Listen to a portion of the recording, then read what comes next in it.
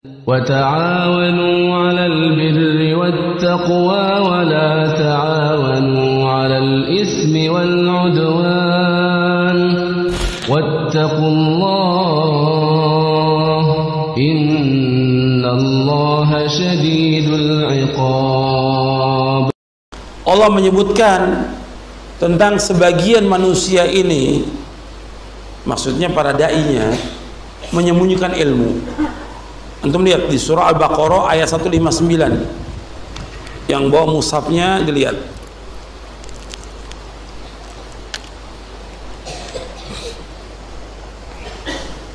Surah Al-Baqarah ayat 159.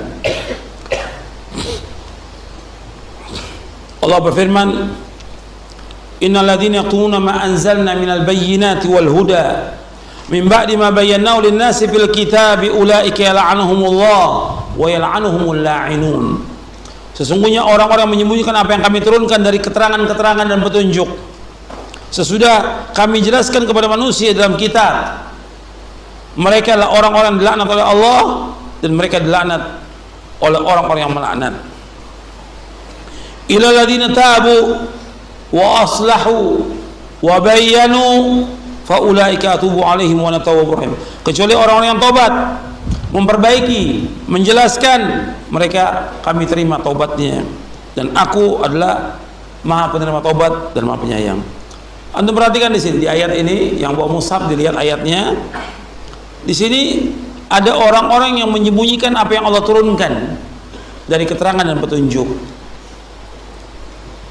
Saya mau tanya kepada antum, isi dari kitab-kitab yang Allah turunkan, apakah itu Taurat, Zabur, Injil, Al-Quran, isi dari kitab-kitab yang Allah turunkan itu, kalau tiga ini semuanya sudah ada perubahan, ya. Tapi waktu diturunkan para nabi itu, intinya dari kitab-kitab itu yang Allah turunkan apa isinya? Tauhid, semuanya, hatta Al-Quran ini. Kemudian kitab-kitab itu dirubah oleh tangan-tangan para pendetanya, dirubah. Yang terpelihara yang mana? Al-Quran. Inna nahnu nazzalna dzikra wa inna lahu lahafizun. Kami yang menurunkan Al-Quran dan kami akan jaga Al-Quran ini. Nggak ada perubahan. Isi dakwah ini tauhid, isi Quran ini tauhid. Sekarang Allah menyebutkan di antara manusia ada yang menyembunyikan. Yang disembunyikan oleh mereka apa?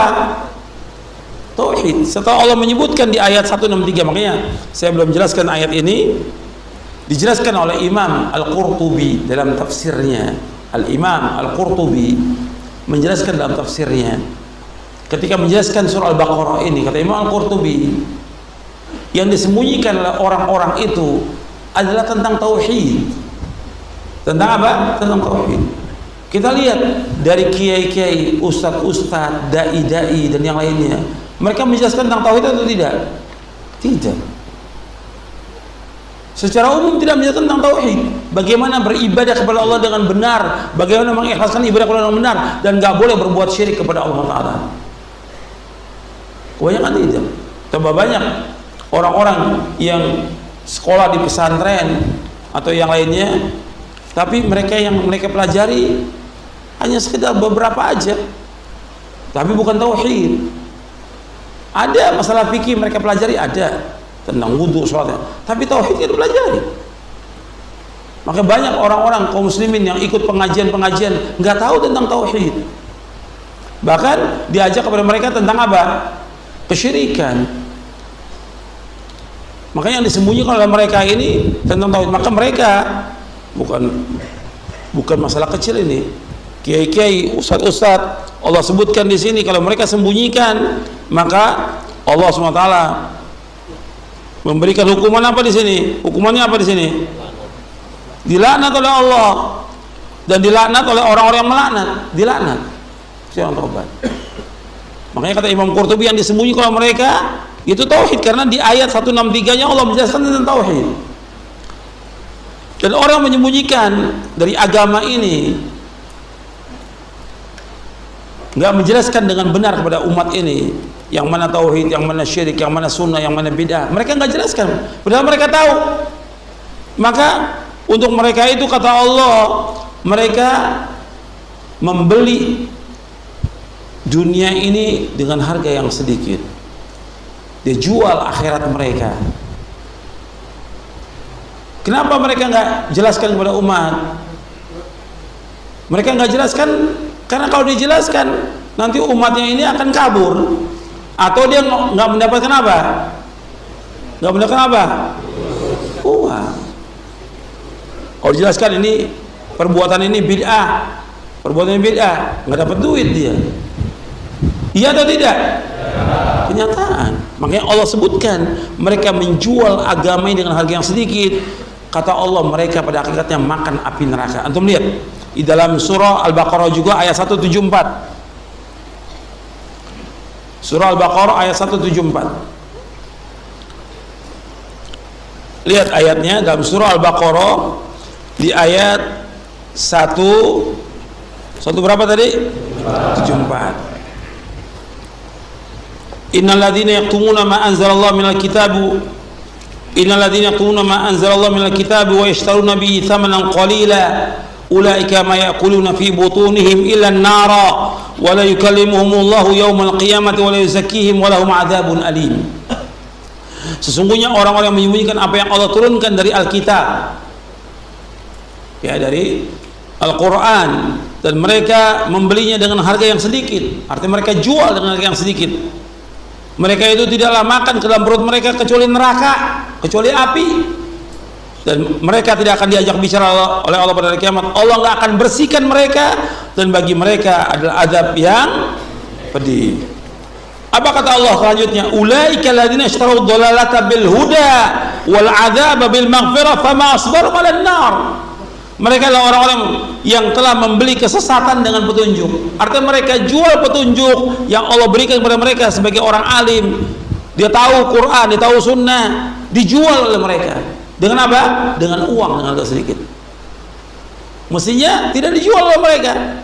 Mereka pertahankan agama yang dijelaskan kepada umat, meskipun dicela, dicaci maki, dihina, difitnah, tetap dia jelaskan agama ini sampai mereka masuk ke dalam sorga. Tapi mereka jual dengan harga yang sedikit ini, yaitu mereka jual petunjuk dengan kesesatan, dan mereka jual ampunan Allah dengan azab. Maka sangat sabarnya mereka dengan neraka. Allah kalimat fama asbaru 'alan nar, sangat sabar dia. Kenapa dia nggak sabar dengan celaan, cacian, makian di dunia ini? Kenapa nggak sabar dia?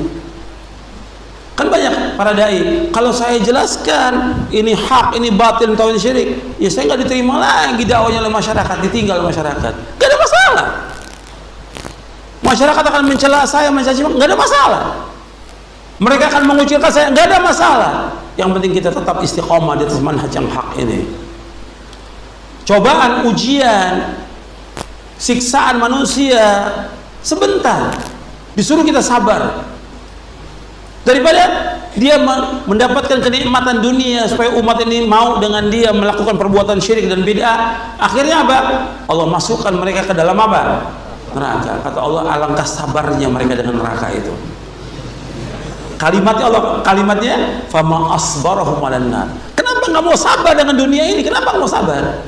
Sebentar dunia. Seadanya pun manusia menyiksa dia, mengucilkan dia, mengusir dia, nggak lama, paling cuma berapa tahun aja. Umur manusia berapa tahun tadi saya sebutkan? 60 atau 70. Sedangkan neraka jutaan tahun, surga jutaan tahun. Kenapa mereka nggak sabar terhadap ujian dunia?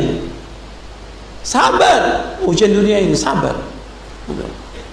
Makanya Allah menyebutkan ketika kita sebagai seorang dai, kita wajib menjelaskan kepada umat ini, terutama yang paling pokok, yang paling penting, asasnya agama Islam adalah apa?